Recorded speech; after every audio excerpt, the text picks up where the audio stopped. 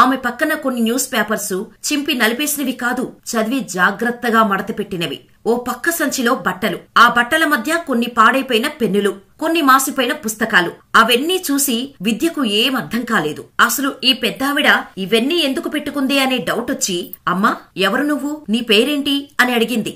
ఆ ముసలమ్మ వల్స అని చెప్పింది. నీకెవరూ లేరా అమ్మా, ఎందుకు ఇక్కడ ఇలా అని అడిగింది.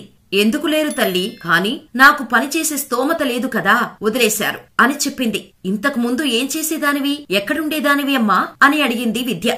దాంతో మలప్పురంలోని ఓ స్కూల్లో చాలా కాలం పనిచేసి రిటైర్ అయిన టీచర్ అని చెప్పింది. అయితే ఆ ముసలమ్మ ఒకప్పుడు ఎంతో మందికి బుద్ధి చదువు నేర్పిన టీచర్ అని తెలియగానే విద్య షాక్ అయిపోయింది. అంతలోకే ఆ ముసలమ్మ తన స్కూల్ డేస్ లో పిల్లలతో కలిసి దిగిన ఒక ఫోటోని చూపించింది. విద్యకు ఏం చేయాలో అర్థం కాలేదు. వెంటనే తన ఫోన్ తీసి ఆ ముసలమ్మ ఫోటో, ఆమె చూపించిన స్కూల్ ఫొటోస్ ని ఫేస్బుక్ లో పోస్ట్ చేసింది విద్య. మీలో ఎవరైనా ఈవిడికి తన కుటుంబాన్ని చేరుకోవడానికి హెల్ప్ చేయండి అని.